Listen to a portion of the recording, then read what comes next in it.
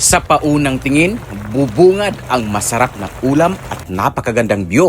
Itsura pa lang po kasi nakakatakam na, tipikal talaga na pagkaing Pinoy. Kaya naman, samahan niyo ako at ipapakita ko sa inyo kung paano ko ito lutuin. Magandang hapon nga po, Adventure. Ngayon nga po ay special ang lulutuin natin dahil magluluto tayo ng typical na humbang Pinoy. Tara, simulan na natin. Ayun nga po, Adventure, kasama ko nga pala ang aking kaibigan na si Nyuko Adventure at sasamahan niyo tayo na magluto nitong ating masarap na putahe ngayon. Siyempre, hinugasan muna natin ito ng malinis na tubig at bago natin ito lutuin, pakukuluan muna natin hanggang sa lumambot. At kung nakasubaybay pa rin po kayo sa video na ito, Ka-Adventure, pwede niyong pindutin ang heart button. Pa-share na rin ng video na ito bilang suporta. At siyempre, papalo ng aking page na Ampil Adventures. At sumunod naman po, Ka-Adventure, ay magigisa muna tayo ng bawang sibuyas na siyang pampabango natin. Dahil gigisahin muna natin itong ating mga pinalambot na karne ng baboy.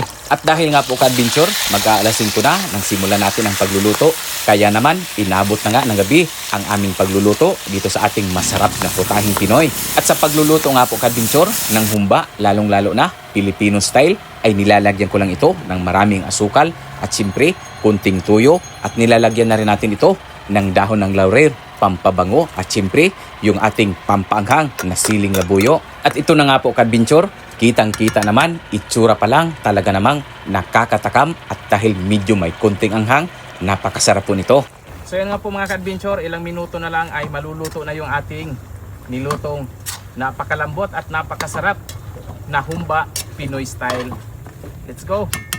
Kayo po mga Ka-Adventure, ganito rin ba kayo magluto ng humba? Pa-comment naman dyan, banggitin nyo na rin po kung taga saang probinsya kayo at pa-share ng ating video para maraming matakam at makapanood. At dahil nga po, Ka-Adventure, 7:30 na ng gabi, kaya naman it's time to food trip. Kaya sama tayo at titikman na natin itong ating napakasarap na putahing Pinoy.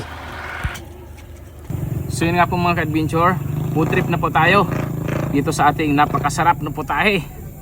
Ayan, natatanggal na sa kanyang sa kanyang buto. Ayan oh. Oh, inita. Ay ko. Let's go. Dami. Sarap. Dami. Mainit, matamis.